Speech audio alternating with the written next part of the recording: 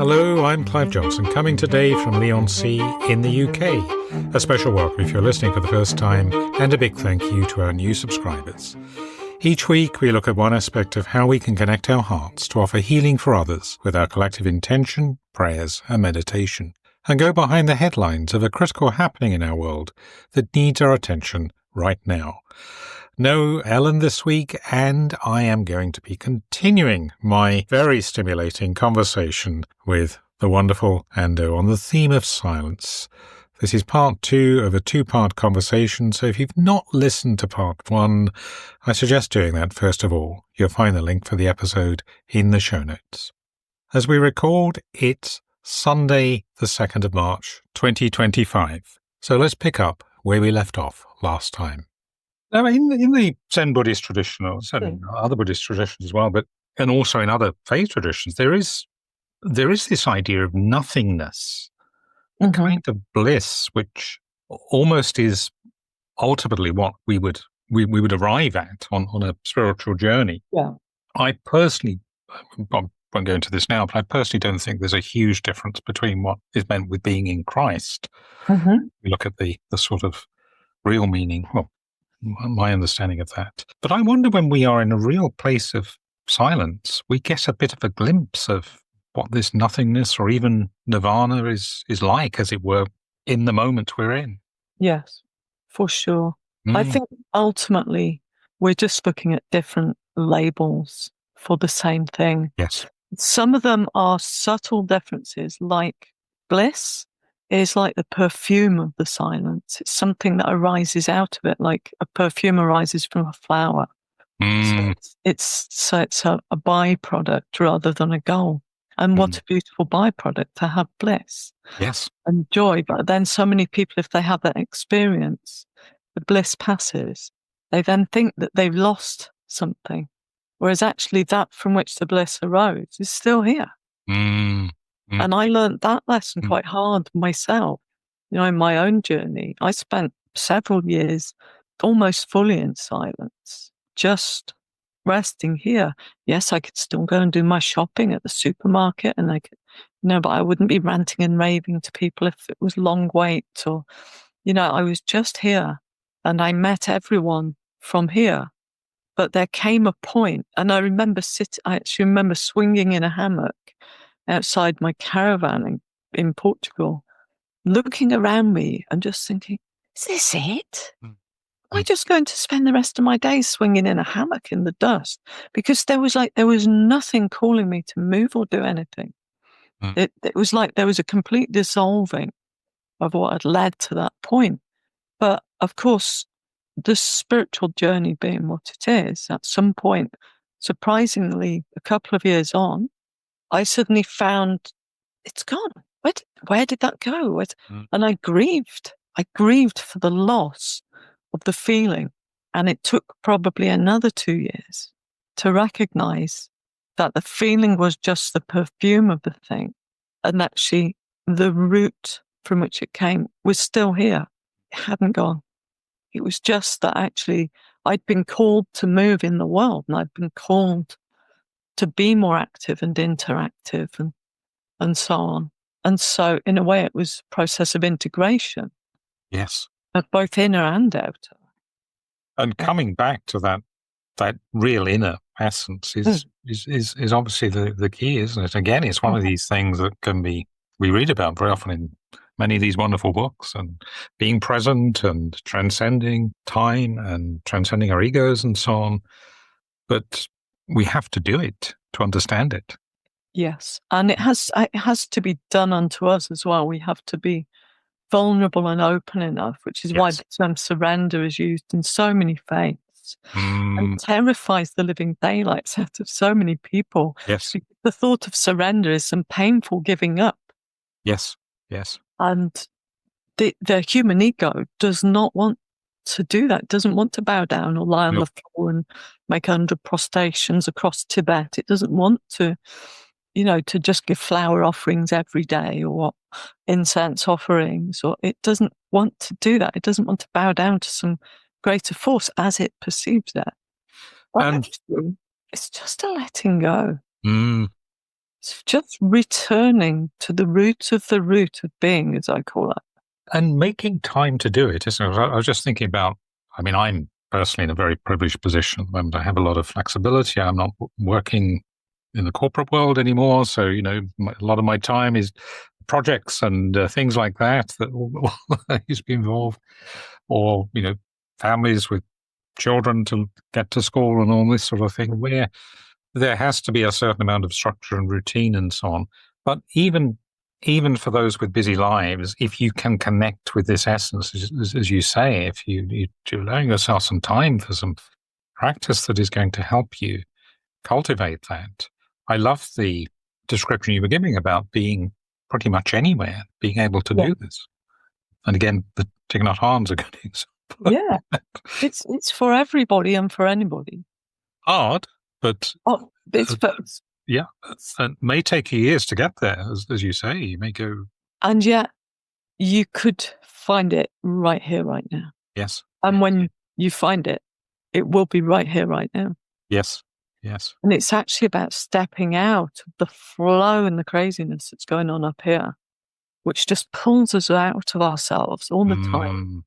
And one thing I share with the people I work with is this, that what I always say is, if I sense an arising of suffering or of annoyance or any of these things that are clearly arising out of that, my attention going out of that to something else, some object, some conversation, some person, some situation, the moment I feel any suffering or itchy, scratchy, whatever the feeling is, I bow to the situation and I say, thank you.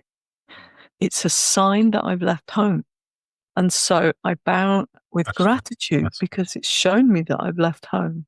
And that is being and I can just go, isn't it? bye. I've returned home.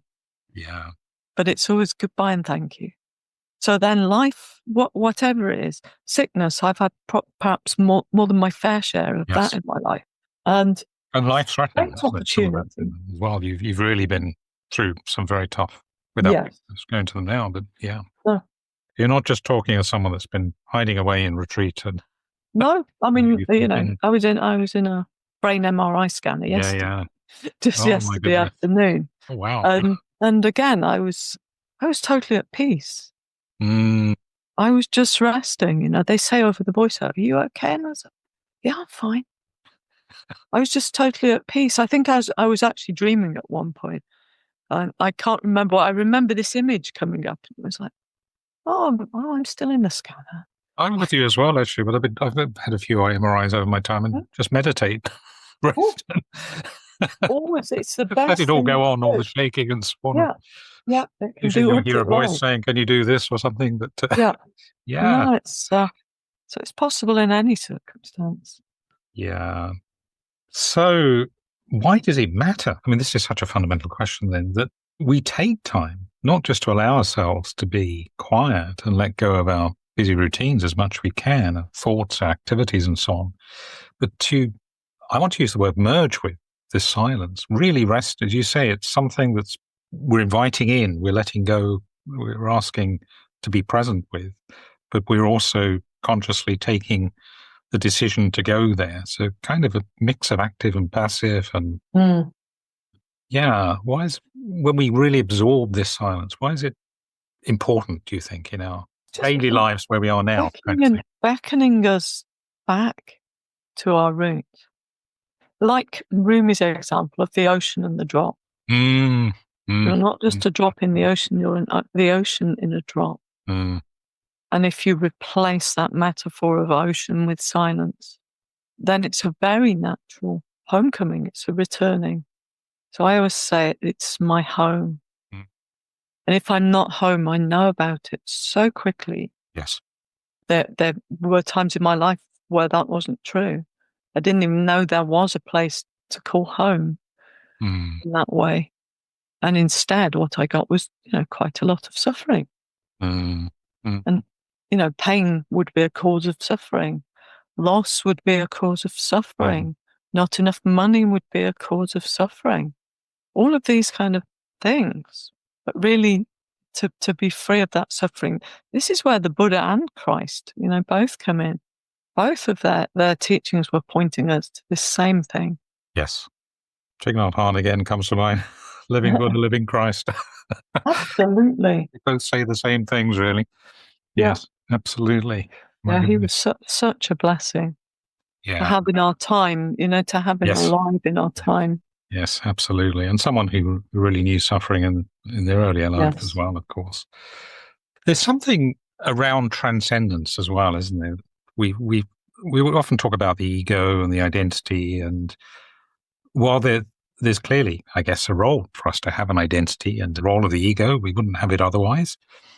It goes with the body. It goes with the body. With the corporal form. And a part of that is to help us with the challenges and tests, as it were, on the spiritual journey, perhaps. But one thing I've noticed, the more I've gone into this space, been able to rest in this space, is that my own narrative about myself have ceased to be that important. I mean, for sure, I have to say, confess, there are many times when they do become very important again and the ego kicks back in, and, that can happen in an instant and regularly. But by and large, this sense of almost being able to see myself sometimes from a third, from an observer's point of view, and not terribly worried if I've done something stupid. That was a silly guy over there, wasn't it? Or something like that. So there he goes again. Yeah. This thing about transcending, when we come into this place, we spoke about being kind of outside of time, being in the now, as it's often spoken about, the present, being outside of a sense of the physical space where we are, perhaps, but perhaps even a sense of ourselves to some extent, not letting go completely with the fact that we are in a body and we are unique and have will and all the rest of it. Is that something that you relate to at all, or can speak? I'm thinking, actually, while you were speaking, it was coming to me that this is about the external, the eternal expressing itself through the external. And that ultimately all things, this cup, this glass, the plant on my desk, the candle, all are arising from that same eternal. Yes. They take form from it, which then brings us back to the Heart Sutra and the form and the formless and the emptiness teachings. We're getting back to the essence. We find in other teachings about the void, which normally terrifies the living daylights out of most people to use the word void, so definitely avoid the void in conversation. But for some people, that's their experience. It becomes like peering over a precipice, But actually, if we start to recognize that I'm just an expression of the eternal, I'm an unfolding. I have no fixed shape. I look similar looking in the mirror day to day, but the same one that was looking in the mirror at age 13 is the same one that's looking in the mirror now, but what they're seeing is something that looks a bit different. It's interesting, isn't it? So we are coming back to this origin. What is really real? What is the essence? What is the seed? And what manifests from that and what appears in the world? I mean, we're getting to all these deep... we're being philosophical conversations. Probably many listeners will know about that sort of thing. Maybe not today, but but you get more of a sense of what that really means, don't you? I think when you are in this place. And this is what we speak of as true understanding, not an understanding of the mind. Yes. It's something that is just recognized. It's recognized, it's seen, it's felt. But words will absolutely defy it. Yeah. Words can only have a point, like they're saying, again, Buddhism, a teacher is a finger pointing to the moon. Teaching is a finger pointing to the moon, not the moon. So coming home is the key. Coming home. Coming home. So the key question from what we've discussed is how to come home, how to develop practices for resting in silence. Your own offerings seem to me to be an absolutely excellent way to engage with all of this. So can we talk a little bit about what you offer and how people can connect with you, with your blog, with your retreats, with your spiritual direction, And I know further down the line, you've got a book coming out, haven't you? And one thing you I've do, got which a poetry collection. your poems are, again, so inspired. I've got a lovely Zen guy, actually, Beautiful. who's been volunteering his help and working on that. Who's perhaps a little frustrated with me because, again, I'm moving very freely and spontaneously with it. You're not on the project plan. I can't just complete reading the draft in some schedule, because this book contains poems drawn from maybe the past 15 years. Wow. So I'm like, this has taken so much time already. I'm not going to kind of stuff it into some funnel right at the last minute. No. This is it coming into form. Yes. So again, it's like the formless coming into form. It's going to be in the right time when it's meant to be. Yeah, it's an unfolding. Yes. This fern that's sitting on my desk, it doesn't have a plan. It's got something written inside it in its DNA as to what is going to sprout next, and which is going to grow bigger, and which is going to go left, and which is right. And if we're able to just slow down and ideally slow down enough so we can stop, then things move of their own accord. And I guess with the fern, that's a beautiful example. Sometimes it's going to respond to changing circumstances. Yeah. The sunlight's not coming through where it's used to the sunlight. Andō forgets to water it. Forget to water, whatever, exactly. Yeah. There's so much we can learn, isn't there? Meditate. We're planting seeds. I see my work with Silentians, just putting seeds out there, seed thoughts, you could call them. But again, they're not the moon, they're the finger pointing to the moon, they're the seed that can become understanding. Yes. If taken and ground into flour and baked into bread and cooked and eaten and digested. And I would say folks do nothing, no other reason for, there's definitely other reasons for subscribing to the newsletter, but if you were solely interested in poetry, quite regularly you'll put some really beautiful poems in there and some beautiful illustrations with them as well. I just, as I say, I find that so wonderful. What I love is actually there is no intentional poetry in Silencia. People find it. I never named myself a poet, although years ago. I went from being a professional and fine art photographer and building websites for people back in 2010 to the point where they became a tipping point into spiritual study and spiritual work in a more full-time way. And I stopped everything I was doing. I think I had a cancer scare back then, as opposed to cancer. And it made me look around me and think, I don't want to see the world through a viewfinder anymore. I want to experience it and live it and breathe it and taste it. And I was fed up of going, oh, that's a good shot. Hang on, I'll put this lens on. And it's like, how's that a direct experiencing of the world?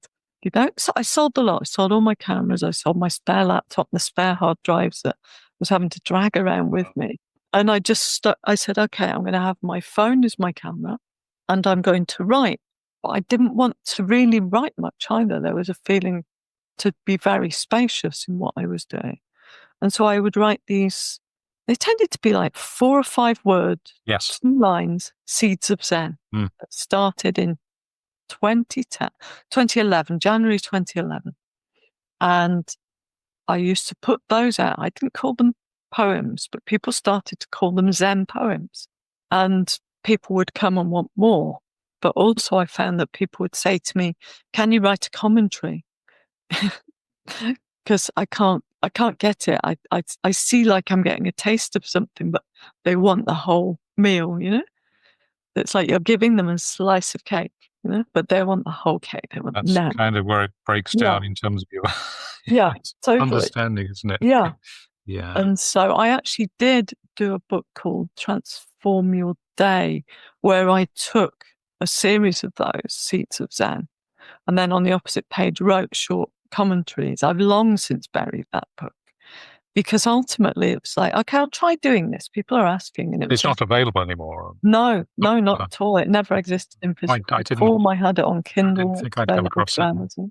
But it wasn't true to the voice that was speaking from here. Yes. Yes. So even though there was a demand for it, Yes. I couldn't meet the demand because there has to be a call and response. Yes. And there's a reason why call and response occur in all kinds of religions. Exactly. You've got to do the work yourself, haven't you? Yeah. You can't just be spoon-fed all the way. Absolutely. Oh. And the spoon-feeding is, as we were saying earlier, when we're dealing with things that are mysterious and have to be experienced, is going to be very hard to articulate, if not impossible, to fully describe what to expect. Wow. So we have the newsletter, which is so pretty much every day, isn't it? It is. I call it a almost daily yes letter because I found, for example, I did put a note out on Substack yesterday saying the response to the prayer requests offering has been so unexpectedly impactful that I wanted to roll it into today. So I put a new post out just before I came on with you. But I've also added it to the menu bar so you can go direct to the prayer request page on my site. Wonderful. And so that was a case of that post came out of nowhere. I say to people, I don't have an editorial schedule. People say, what's your editorial schedule? It's like, what? I don't have that. The one thing is that copy deadlines. Yeah, deadlines. Who needs them? Stay clear of deadlines. Don't ask me to write a book. Yeah. I mean, another thing I love about the blog is you're describing maybe the poems are a few lines very often, maybe a few more, but there's always a sense of, even in the way you present it, of this is clear. It's quite simple. It's quite uncluttered. It's not a lot of words necessarily. Something I can read quickly. Not that is a particular worry, as opposed to someone like me who will be very verbose and need to put in all the caveats and probably the commentary as well. There's an awful lot to learn from the way you just present, I think, as well, which speaks to, again, I think this presentation of, I can hold the book, like I can know the title, and if I get to the essence of it, I don't need to read all of the... Yes, to me, that's why book titles are actually really key. Yes. Yeah. It's why I have all three of Martin Laird's books. It's why I only have, I think, I have a number of Richard Rohr on my Kindle, but from my traveling days, I've got a lot of stuff that's on Kindle. I don't get the same with that. I took the case off my Kindle actually because I realized that the book cover would be on the book. So yes. It's like, yeah. So yes. That's the silent question. That's I see. Book on there. And it was like, so if I can leave that there, that book is calling me. It's saying something to me. Wonderful. It's closed up in a case, nice as the case might be. I'm like, I have no memory of it as a book. No. Or even as a library, or because I used to call it my library. And actually, I can choose a book and it becomes that book. And that's been where I've related back to it. And again, this book, I probably read the cover more than I read the book. Oh, the well-chosen design cover as well can really speak volumes, can't it, about what it's about as well. So you also offer one-to-one counselling. Yeah. And spiritual direction. Contemplative counselling or coaching. And you have a retreat coming up later in the year in Portugal. Apparently so, yeah. Didn't go looking for that either. A retreat that people can come to, I should say. Yes, an actual retreat. So I was originally invited. Hamid, the lovely fellow, he was a monk for, I think, 10 years, a Zen monk, and he founded a retreat company called Mountain Retreats, and we connected through a place called Karuna Centre in Portugal. Mutual love of the teacher who founded it, which is where the retreat will be held. And he was also connected to me through poems that I used to put on Facebook. Aha. He invited me one time to come and read poems in the evening sessions at his retreats and would offer me a retreat place for that. And I said, yeah, I'd love to do that. It's beautiful. I'm very happy to do that. And somehow it didn't happen because a pandemic came along. And then by the time the pandemic dust was clearing, I'd found myself living back in England. Mm-hmm. Hamid had found himself living back in Bali, and whereas he had been living out there at the time. And it was like, oh, I wonder if this will, ever happen now. Mm. When will the world do retreats? Or meanwhile, the founder of the retreat center had passed on 2 years ago now. Bal Krishna, who's the most beautiful teacher, I spent a day in retreat with him there. And I felt that day that I had some destiny to unfold there. Couldn't explain why I had that feeling, but just that there was this heart connection, wordless connection that was saying, you're going to come back. And what happened in very early 2022, Hamid contacted me and said, there's a retreat that I'm not able to make the journey, and I'm looking for somebody suitable to lead a silent retreat. And I can't think of anyone better than you. So deeply touched, I bowed and said yes. And then 5 weeks before I was due to go lead the retreat, I was told I had cancer. It's like, oh, cancer came along and it swept all kinds of there were a lot of new things seeding in my life. Yes. And it just went, it was like, oh, table cleared itself again, just like in 2011. Mm. And so I was fine for that. I lived through it. I wrote, you can find Silentium posts that were written from an isolation because it nearly took my life. The treatment nearly took my life. I think I can remember some. Yeah. Yeah. And Hamid would contact me and say, could you come and do the October retreat? I'd be like, I wish, but I knew it wasn't possible because then I was having my surgery. And then it was like, then he asked me, could I do the spring retreat the next year? And I was like, I'm so sorry. This body is just not coming back like we'd hoped. But I said, please don't stop asking. Just don't stop asking. And so it went on. And then just last November, he appeared out of nowhere and said, I still hold this vision that you belong there leading this retreat. I'm giving you a year's notice this time. Can you come? Will you come? And I, without a shadow of a doubt, said yes. Yes, my body is in a less than perfect position still for leading these retreats, but I'm kind of on the physical front. I'm almost training for it. For my body to get out of the messy ride that it's been on. Yes. And it gives me a destination actually in that way. There's going to be a learning for you as well. 8 days of beautiful silent retreat in, a very favourite retreat centre up in the mountains. It's a very special place. And a contemplative community. Yeah. Beautiful. So we've got something like, I think, between 10 and 25 people we can take on that retreat. I mean, obviously we'll put all the links for information about that and everything else, how to subscribe to the newsletter in the show notes. And spiritual directions, that's mainly something you conduct online, is it? Via Zoom? So far it is, because I have on occasions done it in person before I knew what it was called. So what I found in 2018, which was like this unfolding that came out of my mother's passing and finding myself teacherless. And somehow I was obviously reading, I was looking for some guidance, some guide, something that would help. And I came across spiritual direction, and it made so much sense to me because it was like, here I am. I can't ask my teacher. I can't tell my teacher if something is arising for me. I can't work something out, tease it apart with the teacher. Where do I do that? No, you have your partner, you have your friends, and you have your spiritual community. But if you're not with a teacher at that time, I've actually got a well-spread spiritual community because I've been in different forms of Buddhism and different faiths. Exactly. And I remain equally connected to all of them. Yes. And so I started looking for a spiritual director. And in that process, I realized, because I would read everyone's page on what spiritual direction is, it was like, oh, this is what I've been doing since 2020.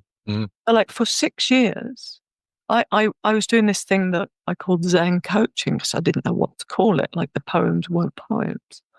And like I was at an ashram on retreat and I was pulling out an iPad and using my little dongle back then, as you couldn't get the internet so easily.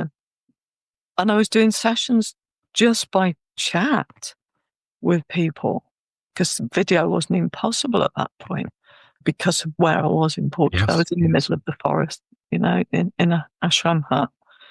And which felt very much actually like Bankai's time in the hills with the monks. Yes, I can imagine. Yes. Yeah. So I discovered I'd been doing it. And what I'd been doing is when I was living in the Buddhist Centre in Brighton before that, I was training. That was the one in Hove, was it? In, yeah. I remember. We met there. Lansdowne Road. Yeah. Mm-hmm. So, but whenever someone would come into the centre who wasn't actually interested in the Tibetan Buddhism, the teacher would always say, "You need to go and speak to Andō." And so they would, and they weren't known for their openness to different faiths.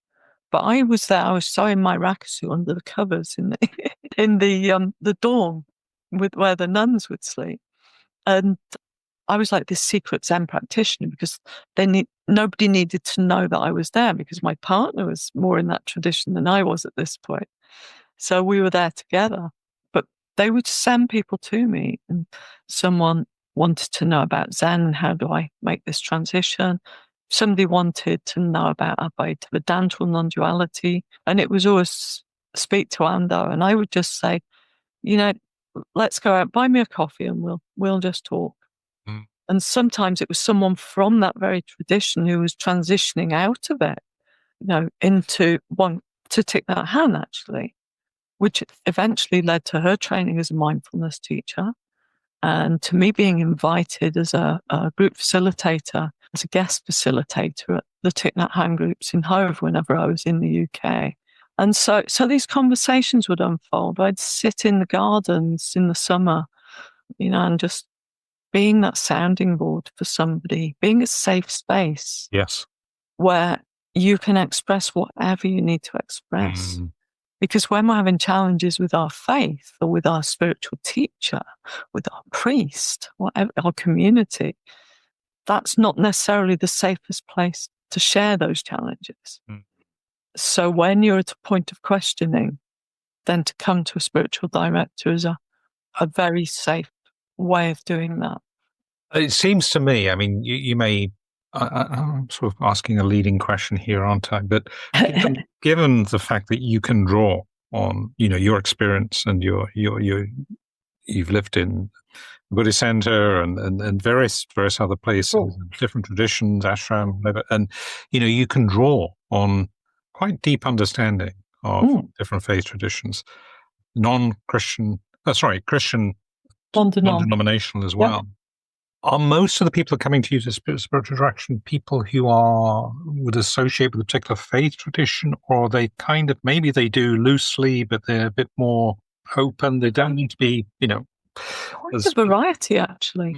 I mean, speaking to other spiritual directors, I find it interesting to see how, some people are drawn to one or drawn to another. Yeah. Like when I looked for a spiritual director, your first session it's not quite an interview, but it's a sounding board. Yes. For seeing if there's a resonance. Yes. And if that resonance is there, then it's going to work. At least for now, it's going to work. Yes. And I see spiritual direction that you have people who come and they go, they come, they go. Different time scales, different people. Some are coming fortnightly, some are coming monthly, some you won't see for a year. But there's always that connection and that openness, that hospitality for them to return. And in terms of who's come to me, I think I've given some examples on my site. But, I have a Zen priest. I've got former Zen monk. I've also had one who nearly became a former Tibetan monk and teacher in that faith tradition. A couple of former pastors. Someone who's going through the discernment process of becoming a lay Carmelite, sort of between Zen and Tibetan mindfulness teacher, retreat leader, who was referred to me through Hamid and the retreat organization, because he said, no, I'm not available for mentoring and speak to Andō. And in fact, the Zen priest who comes to me, it's like, go to Andō. It's like people recognize that there's some service, and I don't mean like I don't offer a service. I'm in service. Yes. To this calling, to this work, and it was choiceless. It's just unfolded like the fern. It's fantastic ministry, and it's fantastic. I think everything you're doing with the prayer requests, the vote, I think this is just beautiful, really inspired. Well, there's so much more. I know there's other things you're doing. You've got a collaboration with Carl McColman, which may be leading we're meeting on Zoom, I think, next weekend to discuss. We might look at doing a short series of conversations in the form of a podcast. So we'll look forward to that, and maybe we can touch in again for another chat some way down the line. Maybe more, and keep our listeners up to date with what you're doing as well. I mean, it's been so inspiring. We could go on. But I would wholly recommend Silentium, everything you're doing, the newsletter, get on the subscriber list on Substack. And, well, we will just keep on being inspired by your offerings. It's been really, truly wonderful. You're a beautiful soul in great service and ministry to our world and beyond, strict denominational. Strict denominations aren't aren't your thing. Track in life, Thank you for everything you do. And thank you for this beautiful time today. Thank you. Thanks for inviting me. It's been a pleasure. So what a wonderful lady. And I do really recommend that you go and subscribe right away to the Silentium newsletter. It's something, as I mentioned in the last episode, that I always am inspired reading for pretty much every day. That about wraps it up for this episode. Remember, you can connect with us in the Facebook group and for live intention holding in my daily Insight Timer offerings and with Alan in the Labyrinth Activist Network's Zoom calls. Details of how to hook up with these are in our show notes. Look out too for our next special topic episode, which we'll be releasing in the next few days. Thank you for listening and for sharing with us in Holding Intentions. We look forward to connecting again next time. And in the meantime, thank you, go well, stay safe. And as Ellen always says, remember, we are more powerful together. Impact is presented by Ellen Vince and Clive Johnson and produced by Impact Productions. Our theme music is by Chris Collins and our logo artwork is by Auto Classic. Subscribe wherever you get your podcasts and please leave us a review on Apple Podcasts, Spotify, Audible, or your favorite podcast provider. We're a non-commercial podcast dedicated to people of any faith tradition or none who yearn for healing in our troubled world. Please pass on the word so others may join us in making an impact. Thank you for listening.